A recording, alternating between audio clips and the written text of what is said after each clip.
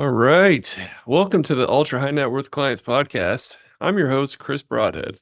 We started this podcast as a way to create a central resource of the best business owner growing tips shared by the most outstanding business owners in the industry, of which our guest today is definitely one. These outstanding business owners agree to be on the show and provide a ton of value for free, all in the hopes that our audience might learn from their words. This episode is part of our business owner series and will offer insights into the needs, wants, and desires of this highly sought after client demographic. Today's incredible business owner guest is Bill Rice. Bill, can you introduce yourself and tell us a little bit about you? Yeah, absolutely. Thanks, Chris, for having me on. As you mentioned, I'm Bill Rice. My primary focus for like the last 20 plus years has been as an agency owner, focused on lead generation, both B2C and B2B. Lead generation, creating inbound demand for a variety of different types of clients. Like I said, both B2C as well as B2B. And so it's been kind of a fun journey during those 20 plus years. The internet and what we call digital marketing and marketing on the internet has like completely changed many times. The fun fact I always like to tell people is when I started my digital agency, Google was new, and from an ads perspective, and Facebook didn't exist, and Twitter was an infant as well. And so now those are some of our primary tools. So yeah, we've seen a lot of different Wow. things over the last 20 to 30 years I've been doing this. Yeah, man, what a perspective to see that wave, those waves come in. I started in 2012, kind of like right when social media marketing became or was Yeah. becoming a thing.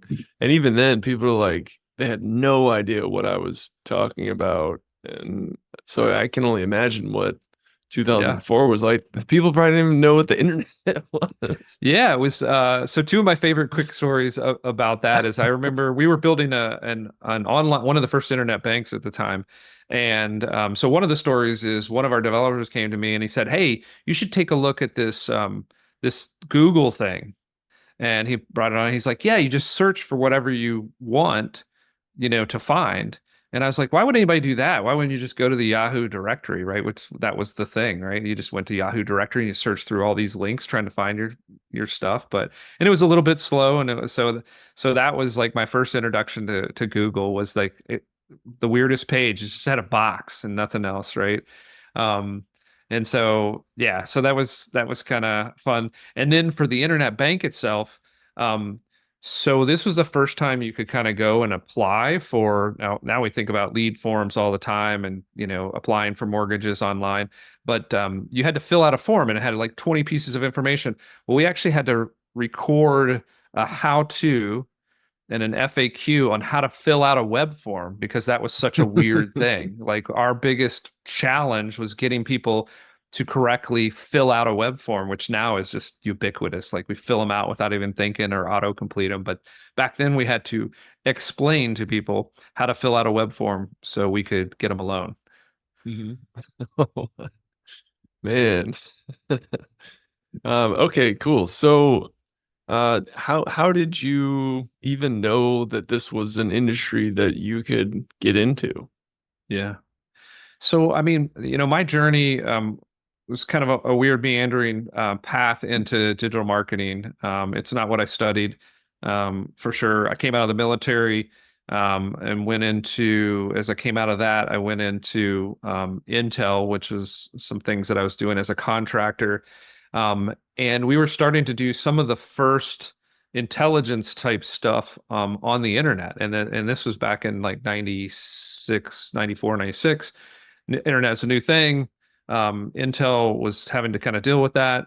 And so I started playing around really early on with the internet. And when I was, it was just sort of starting to take off and I had seen it in a different context. And so what had always fascinated me from Intel and then transitioned into getting me into marketing was just human behavior, right? It's just like looking for patterns and seeing how people use things and then seeing all the different things and user experiences that were happening on the internet. So anyway, long story short, when I transitioned out of kind of that Intel world, I sort of accidentally landed into banking and mortgage. And sort of shoot forward through that, we were doing some of the first online lending. Quicken Loans was a big part of that. I spent a short amount of time there, and then for creating my business, Kaleidico, um, the impetus for that was really again, early stages of the internet. This thing called lead generation was just starting. One of the quickest adopters of buying or generating large volumes of consumer leads was mortgage. And so I saw all of these mortgage leads. Literally, we were processing, hundreds and thousands of these a day. And at the time, and this is how Kaleidico started, was actually a software company. At the time, there was no way to effectively manage all these leads. So the concept of CRM was just kind of a fancy spreadsheet, but there was no ability to manage these leads. So, meaning to route them to the right salespeople, to be able to distribute them to a large call center. And so Kaleidico actually started as a lead management system and one of kind of the early innovators on what lead management would become. Um, my primary understanding of ICP or who I could serve was the mortgage industry, right? So I built the lead management for mortgage and learned my first fatal lesson is like not to be too niching's great, but not to be too focused on one industry because 2007, 2008, most people think of it as the Mm. financial crisis. I think of it as the mortgage meltdown because all my Oh, call centers, all my mortgage call centers overnight went out of business in that catastrophe. And so I got about 60% of my invoices returned in bankruptcy notices instead of checks. And so I had to scramble. And as a result of that pivot, the scramble was, hey, I've seen a lot of internet leads. Maybe I can figure out how to generate these for clients because in those sort of moments, one thing that I learned really quickly is people won't necessarily invest in tools and sales, but marketing is hope. And so they were still paying for marketing. And so that was our switch in probably around 2007, 2008. We transitioned into essentially a digital marketing agency with a primary focus on generating leads for mortgage lenders. mm. So, Wow. so kind of a mess of things, and like most agency owners that you interview will probably tell you that they are agency owners by accident, and Yeah. I'm in that category. Man. My goodness, what a time to be in the mortgage industry. Oh yeah, it was. I mean, I That could that's tell you all gotta kinds of be, crazy stories. I mean, that's Yeah, gotta be, oh wow. I can't imagine. Maybe the Great Depression being in uh some yeah, vital industry, but man, hats off to you for surviving and continuing to thrive. Like my goodness.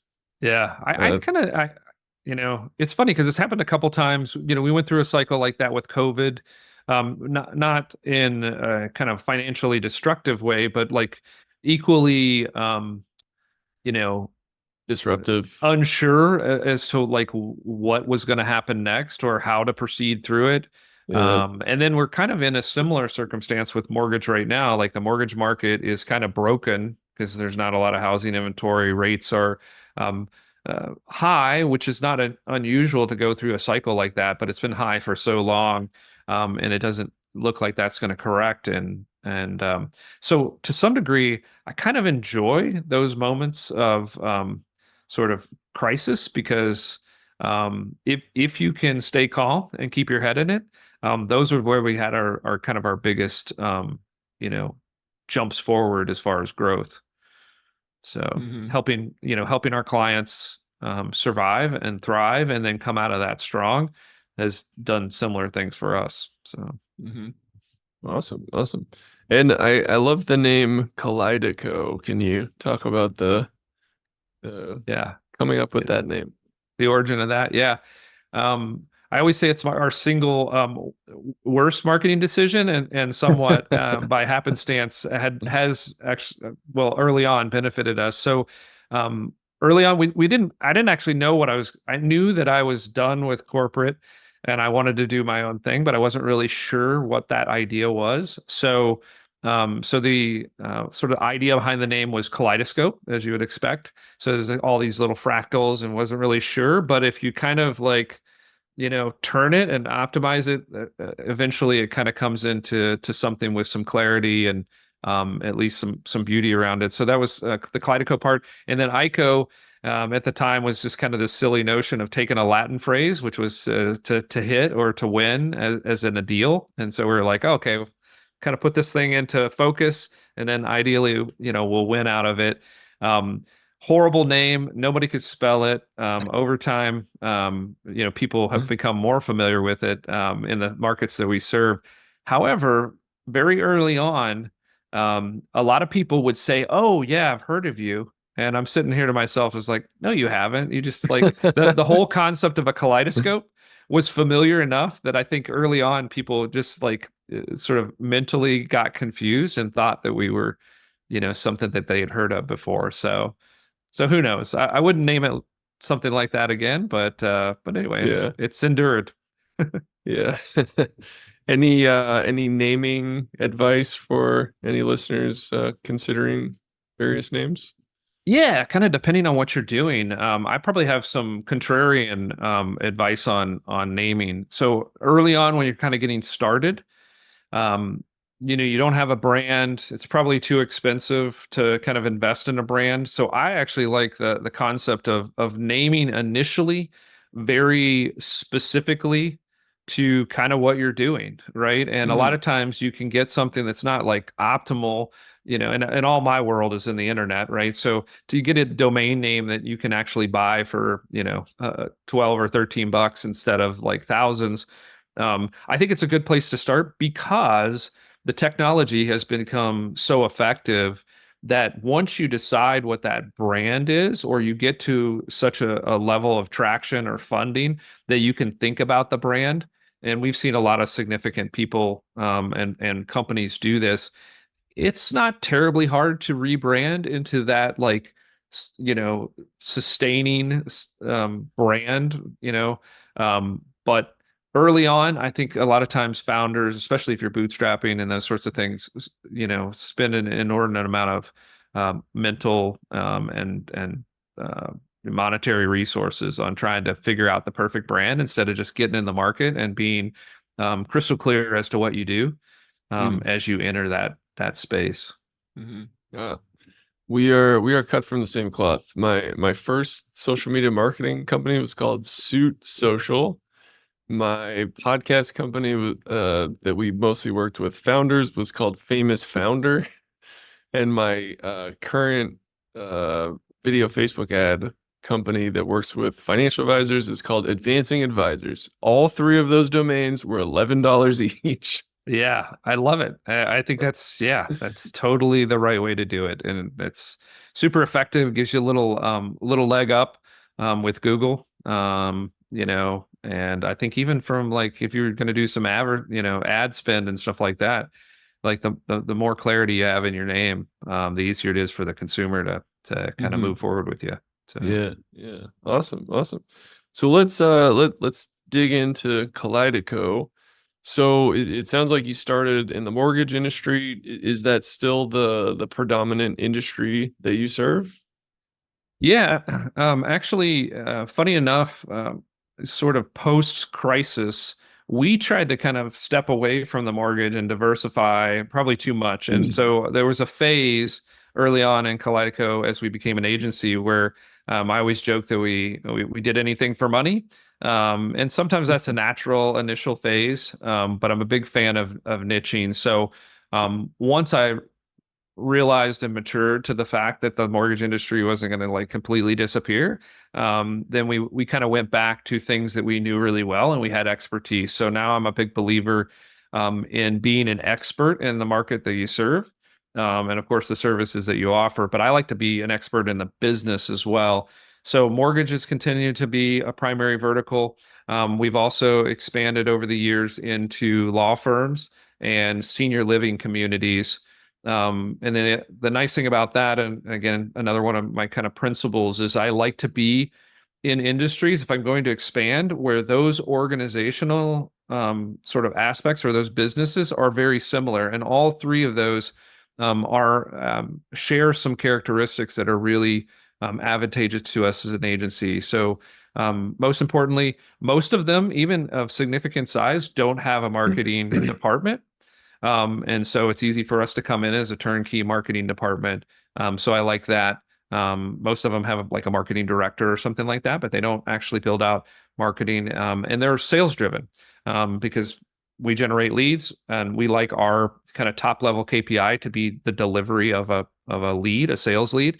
It's really important that the organizations we serve have a robust sales culture, right? So inside of mortgage lenders, loan officers are salespeople, and sometimes that's all the mortgage company is a big sales organization. Law firms, believe it or not, very similar in that the attorney or the partners that are involved are the primary sales force, and so we can really help them because attorneys don't think they're salespeople, and so by giving them leads, that's always to their advantage. And then senior living communities are constantly looking to fill and add new residents to their communities.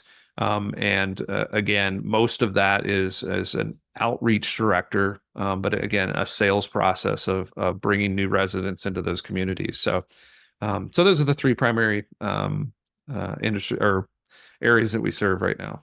Mhm. Nice. Any specific type of law firms? When we first went into the vertical, our feeling was that personal injury was where we belonged, right? Because that is kind of the most aggressive, and we really like competitive markets for lead generation. But honestly, we felt pretty comfortable being fairly diverse in that. And so there's a lot of interesting aspects of the law that have embraced kind of lead generation, and we kind of like some of those others. So we like intellectual property is a strong one. We do get a fair amount of personal injury. There's also a couple of diverse sets of immigration law that are interesting. So there's the aspect of immigration that most people think about is just, visas and bringing workers in from overseas. But then there's the other aspect, which we've gotten involved with several times, is helping business owners do business in foreign jurisdictions. And so that always falls under immigration law, which was kind of funny to us at first, but we've gotten pretty good at helping those type of law firms find business clients. So there's a couple of little areas that we like outside of the more traditional digital marketing space of personal injury. Mhm.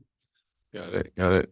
So, what was the addition of these two verticals? Was this in response to the 2008 crisis, or was this kind of just an organic, we can serve this vertical as Yeah. well as our current?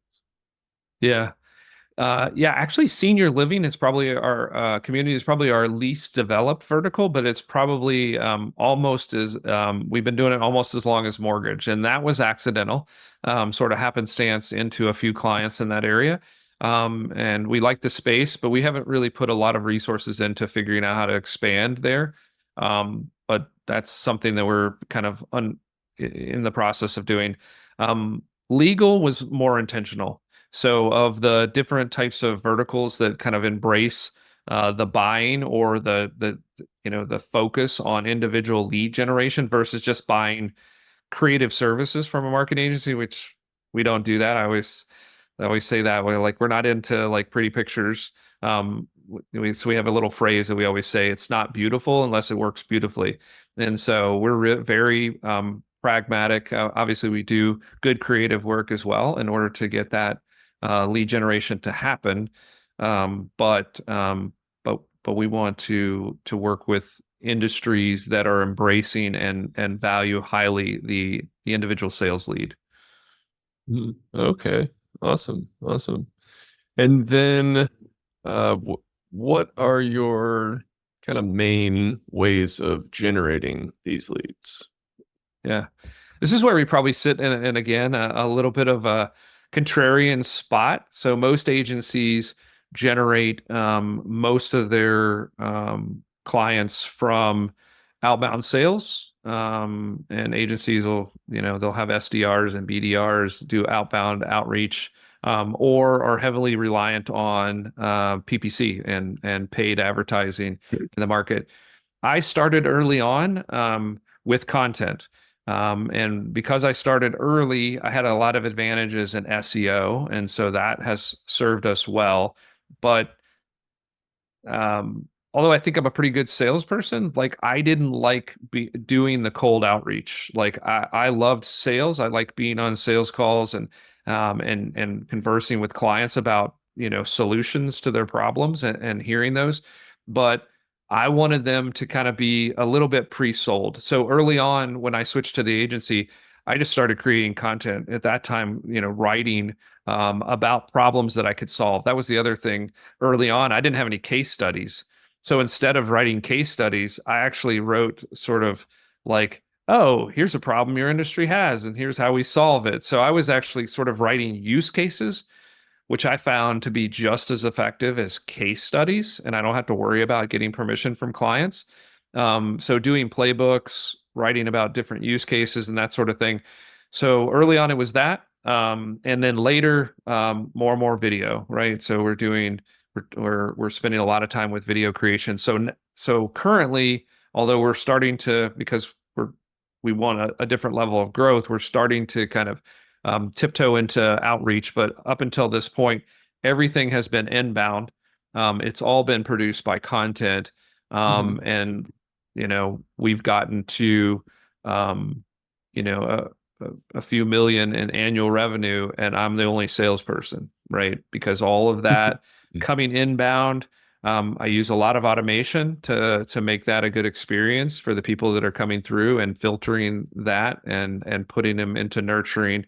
And so for the last couple of years, I personally have closed anywhere from $1 million to $1.5 million in new revenue every year just by using that system. And so that's worked well for us, even for big clients. So even our largest clients have come through that channel. Wow. That's that is impressive, sir. Hats off to you. So that's awesome. I love the use cases as well. I'm stealing that. Thank you for sharing that. Yeah, it's powerful. People are looking for solutions. It doesn't, a lot of times when you do case studies, this has always been my struggle with that, is like a lot of times you'll kind of shoehorn a case study in. And you may not be able to kind of grab that same case study again. But if I've got a scenario of I've got a set of use cases. What I've found, again, doing this for a long time, is everybody comes in what they think is a unique problem, but the patterns are all very similar, right? So if you've got a few of those, even if you've written them in your own head, you'll be a better salesperson, because you'll do that pattern recognition on the call, and you're like, oh, they're one of these kind of problem sets, and then it really helps you do a good job giving confidence to that customer that you know how to solve their problem, because you've already thought through it, instead of trying to kind of do things on the fly or shove them into like, oh, we can do PPC for you, versus have like a complete solution. Got it.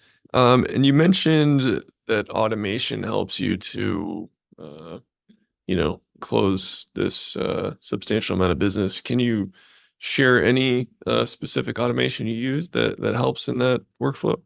Yeah, absolutely. It's not as complicated as you would think. So the flow is pretty consistent. So the one thing that we do is, if you were to come to kaleidico.com, you'll see what I've always described as a progressive or a survey style form. So unlike a web form where you have kind of like name and email and a description, which nobody knows what to put in that box, right?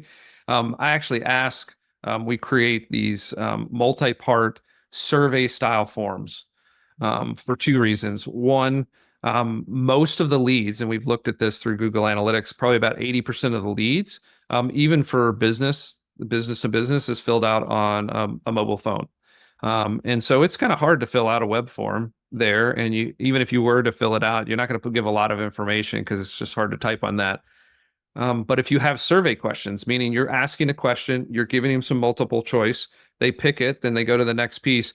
I can Mm. collect anywhere from 10 to 15 pieces of information that are sort of very straightforward. They don't feel intrusive. They can tell me things like, what have you tried as far as marketing? What kind of revenue do you have? What's your company? What's your website? So anyway, those kind of web forms are super effective because it gives me a lot of information. Then once that is pushed into, well, before that, once they submit that, then I spend a lot of time on the what everybody else calls the thank you page, but I call it the next steps page, because instead of just saying thank you like everybody else does, I give them like, hey, this is what's going to happen next. Hey, I'm going to take a look at your, I've got your information. I'm going to take a look at it. I'm going to reach out to you to schedule a discovery session. Here's a few things you might want to take a look at before we actually talk. And then if you want to go ahead and schedule that discovery session, here's a calendar link. You can do that. So a lot of times I'll get a scheduled appointment on my calendar right there. I block that in. There's a couple little strategies that you can use inside of that. But then when it goes into my CRM system, I use close.com. So once it goes into there, as soon as I'm instantly sending an email out to them saying, hey, I've got this. It's from me. And it sort of says the same thing, sets the agenda, offers them a scheduling link, encourages them to do that. And so that often gets me the appointment. So everything then comes in, appointments are set. And then if they don't respond, I don't chase those except with automation, right? And so we just let automation take care of a couple of different follow-ups, things like, hey, is this still a priority? Is this still interesting? We're able to find a slot. So there's a couple different emails there. But primarily it's a combination of email sequences that feel like they're coming from me. And then that calendar link, which is, that changed everything. Like everybody's post-COVID, everybody likes that convenience. And I always characterize that. Some people push back on that. The copy I always use is, hey, pick out a time that's most convenient for you. Mm. And so it positions that well. And then sometimes I'll also do a copy is like, hey, what's the best time for us to meet? And if it's easier, pick a time that's convenient for you for my calendar. And nobody ever emails me back with a personal time, but even if they do, which occasionally happens, then I just move my schedule around to try to accommodate them, but it gives them a nice sense of control. But ultimately, I get to control my calendar that way. So Mhm. it makes me more scalable. So Yeah. Well, I have a similar, though not nearly as beautifully working workflow as yours. And when someone does respond, like, they kind of ignore the Calendly link yeah, and they're just like, what about 9 a.m. on Tuesday, March 15th? I'm like, cool. And then I just put that in Calendly yeah, and I'm totally, like, perfect. There you go. yeah. Yeah, one of the things that I did, and we did a little bit of testing on this. So another little kind of tip there that I like to share with people that are entrepreneurs and stuff is on the back end, you can set your availability. And the other thing, and I noticed, so before I would just like open my calendar and people were all over the place. It was a little bit overwhelming. Mm. And it didn't actually convert as well. So then I was like, you know what? Maybe I'm just going to push all my sales calls into 3 days a week, leave Monday and Friday open, and then I'm going to only have very specific blocks. And so if you look at the front end of that, it actually creates some scarcity. It looks like, Mm. unlike if you look at most people's Calendly that you fill out, it looks like, oh, they got tons of time, nothing's happening. But if you were to look at my Calendly leak in any given week, there's probably only 2 or 3 slots left. And so we saw an increase in conversion um, when there seemed to be a scarcity. So that's my theory as to why that conversion rate went up, because they popped in Wow. there and they're like, oh. And I've even had some people say, hey, I can't get on your calendar this week, and I've gotten comfortable because we're doing pretty good pushing back on that. And that also seems to increase their urgency. I'm like, no, we're pretty booked this week. I'll try to get you in first. And Oh, those man. always seem to be like when they come to the call, they're I don't know, it's a different sense, right? So Yeah. scarcity is a Flipping. real thing. Yeah. Flipping the script. Yep. making them prove themselves to you. So Yeah. for your actual clients, are you employing similar strategies, or how are you finding leads for clients? Yeah. So in the aspect of our clients, we're generating business to consumer B2C leads, and so these are consumers, but we do use a lot of similar techniques.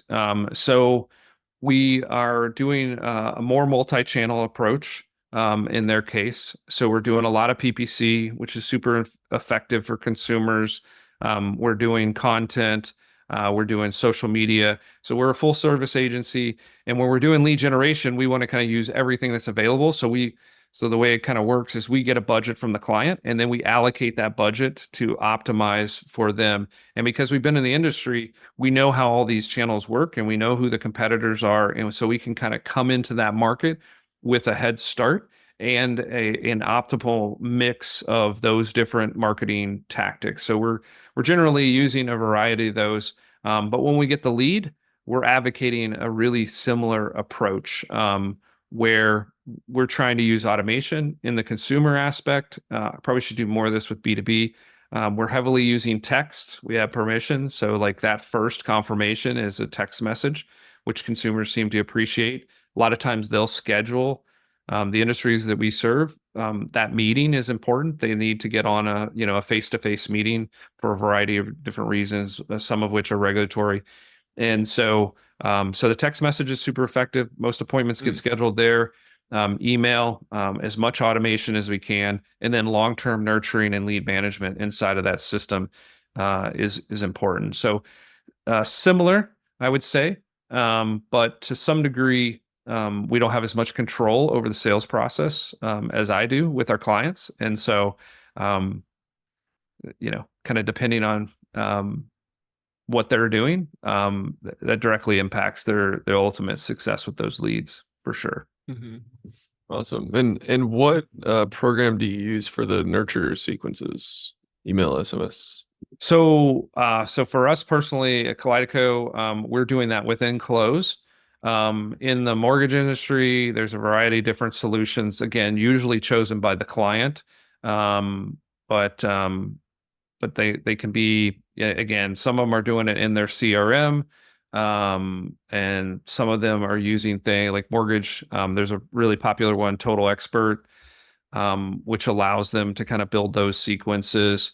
Outside of that, some really popular ones, of course, Salesforce is the 800-pound gorilla, but they can be really expensive and they can kind of creep up on you on how expensive they are. The other Yeah. one that I'm seeing a lot of movement in across multiple verticals is High Level, or their Yeah. websites go High Level. That's what we use. Um, Yeah. yeah, I think if you're technical or you're willing to kind of get things set up, it gives you all the features you need. Mhm. And then I personally like Close. It's probably somewhat equivalent, but it's got a little more sort of rails to it, Mm. which is nice. But yeah, we see a lot of clients using High Level, and also a lot of competitors. We haven't gone down this path that are white labeling it, so that they can start to control more of that lead experience. So Mhm. it may be a path that we go down. A lot of the people we're dealing with, though, are larger, and so they've already made an investment in CRM, and so we kind of have to Mm. kind of work towards that versus putting somebody like smaller people. You can just put them in the CRM you want and feed them the leads, but that's generally not our clients. So Mhm. Got it. Yeah, most of our clients, we predominantly work with financial advisors. Most hmm of them are on HubSpot, which is like a uh, beautiful CRM, but very, very pricey. And yep, just to turn on, the minor bells and whistles we want, their HubSpot yep, is usually 2 grand a month. And I'm like, this is silly. yeah, Give me yeah. that 2 grand. Here's Go High Low. Yeah, no, I think that's smart. I mean, HubSpot's another one that, yeah, we see a fair amount of too, but just like Salesforce, like the cost can creep up on you. But I Yeah. think you're smart because we've, this is something I've wrestled with for years, is like, I feel like we should help with that sales experience, right? Because I think a lot of times people that are buying leads, or getting involved with lead generation for the first time, they just don't know how to handle the sales process for direct to consumer because they've traditionally at that level, they've probably been 100% referral based up to that point, and it's a totally different lead. Like I spend so much of my time explaining, like if you've been doing referrals and you're successful with it, if you go into direct consumer and I feed you a lead, like it's going to be totally different. Don't have those same expectations. Nobody walked that lead into you and handed it off with trust and credibility already built in. So, Mhm. so Awesome. And I understand, you're the sole employee and then, 10 contractors, or what? How does that work? no. So within Kaleidico, we've got about, I'd say about probably somewhere around 15 full-time equivalents, and then we probably have as many or more contractors. Um, and then there's myself and a partner.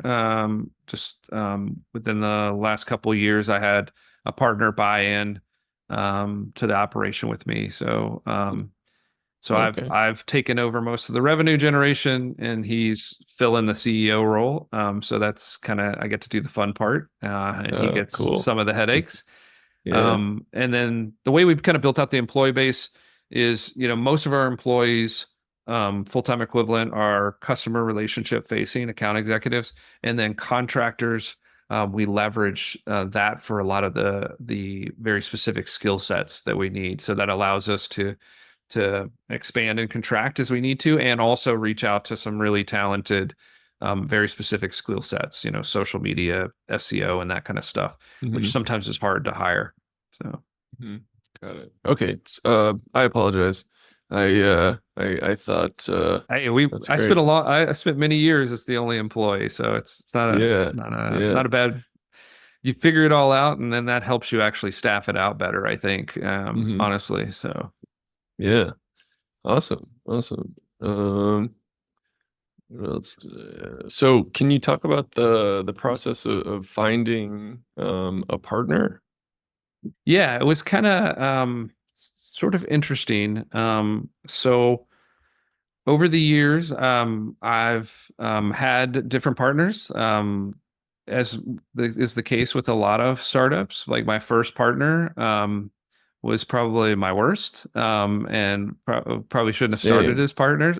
Yeah. so, Same. um, so that was a messy start, because people that you've worked with before, or maybe best friends, those end up tending to be the partners. So I'm a big advocate of starting, especially if you're going to bootstrap, starting with somebody in control. And that was the problem. We thought, hey, we're going to be nice guys, 50-50, and we had totally different, even though personally we were friends, like business mindset and mentality was totally different. And so I had to unwind that. I had some angel investment for a little bit, for an agency that usually doesn't make a lot of sense, but we did it.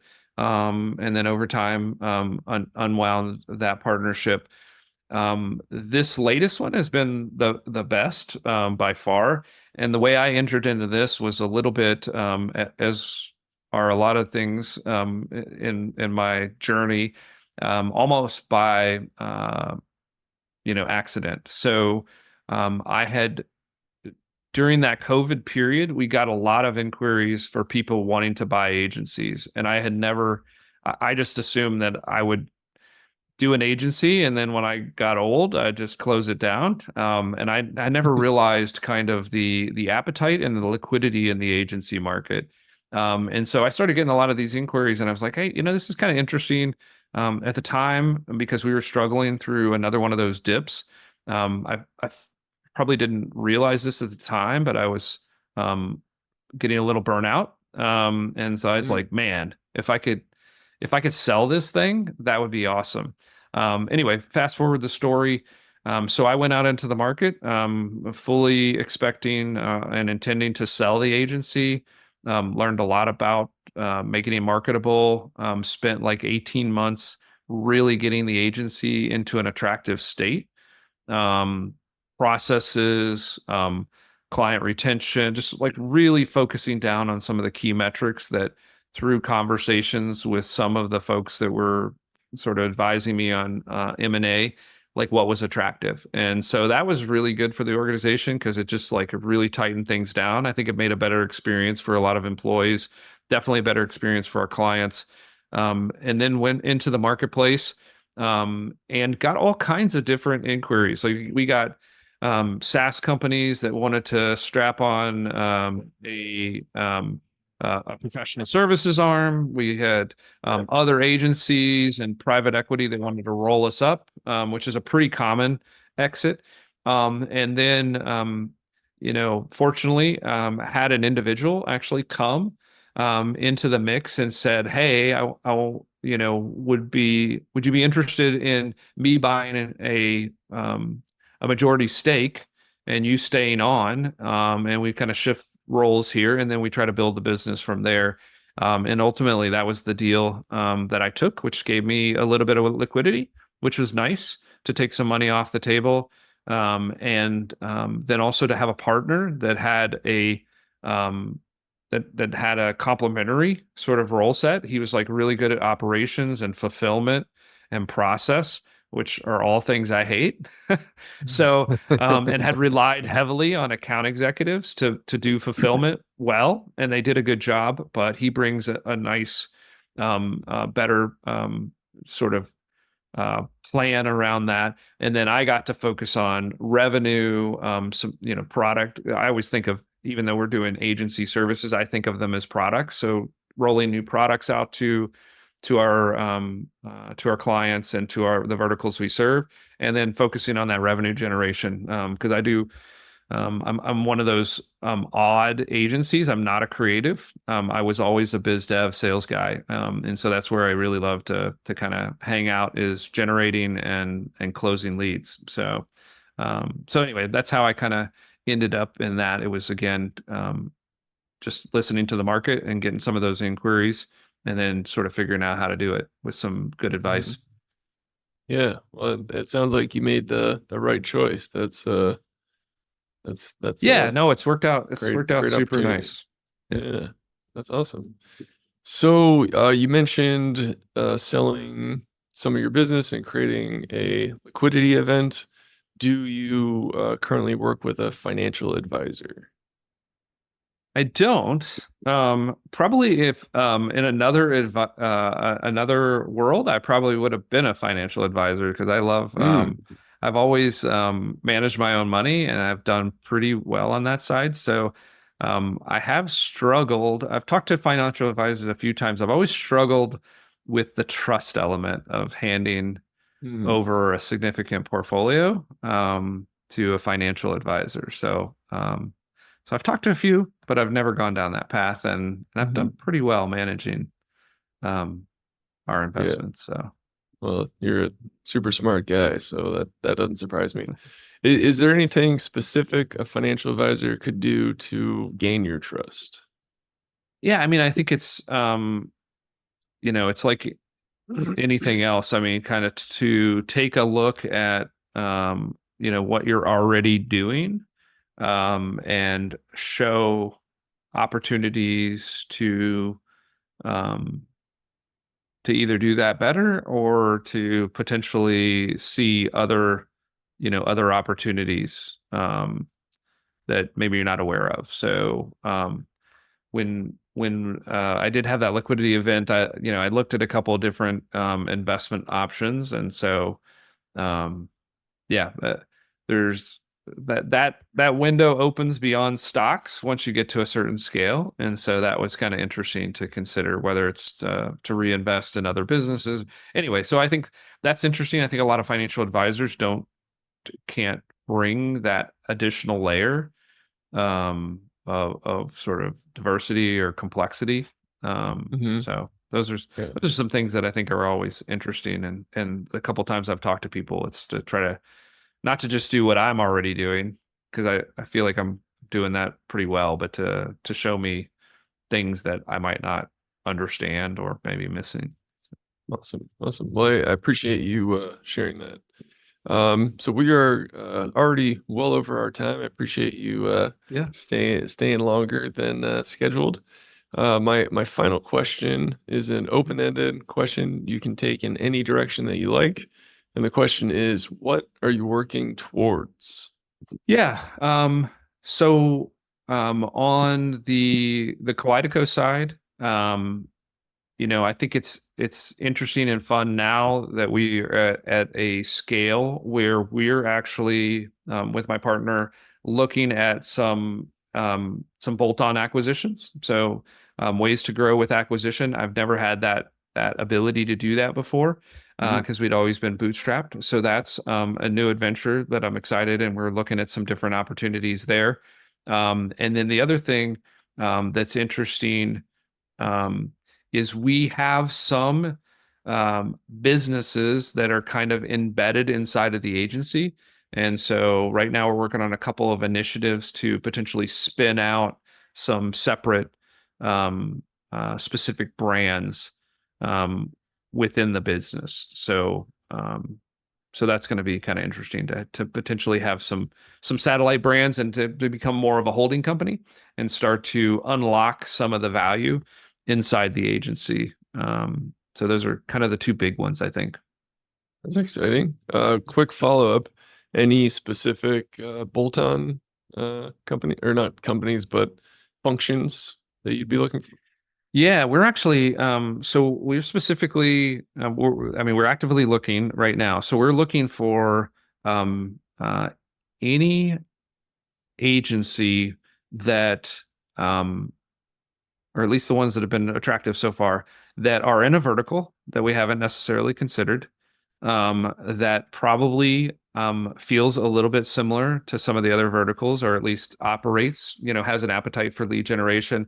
And that organization has shown some ability to grow and retain clients, right? So we don't want something brand new because we do want to have some revenue that's already happening there that we can inject something that would obviously help them go further and faster. So I think the ones that are the most attractive are, one, additional verticals because we've been successful with that in the past, and or some skill sets inside that organization that can fill some gaps for us. Mhm. So that could be media buying. Sales is a big one. Like people that have shown the ability. We're trying to build out that sales team.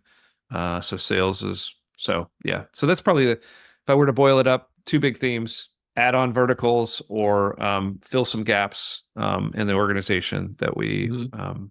So not a full aqua hire, but has some interesting skill sets that we may not have been successful in doing in the Yeah. past. So Well, that is very exciting. I think I speak for the audience. We'll be very interested in watching your journey continue to grow and thrive from here. Where can our audience find out more about you? yeah, so I'm very active on LinkedIn. So you can look for Bill Rice on LinkedIn. I was one of the early guys, so it's just Bill Rice. You'll probably find me. Uh, And then obviously Kaleidico.com. You can kind of watch our agency. And then the other one that I'm kind of growing out and would love for you guys to visit me is Bill Rice Strategy on YouTube. And so I'm doing a bunch of videos specifically on strategy, go-to-market strategy for founders and early stage entrepreneurs. So if you're interested in that, love to have folks as a subscriber over there, and you'll see some bite-sized versions of some of the things we've talked about. Awesome. We'll be sure to link all of that in the show notes. Bill, thank you so much for taking the time, man. You just make this look so easy, and you've been through like two insane Uh, like two like once in a generation, once in a century yeah. calamities. I don't know. Catch me in one of those dips, and I probably wouldn't be smiling as much because, yeah, it's any business is going to have its highs and its lows. But as I had one wise advisor tell me once, probably the most important skill for an entrepreneur to achieve success is just simply to survive. Like if you can Mm, survive those low points, you will come out ahead, and you will probably be one of the stronger in your category. mhm. So keep Amen. alive. Amen to that. Yeah. Awesome. All right. And to all our listeners out there, thanks so much for tuning in, and keep on growing out there, everybody. See ya.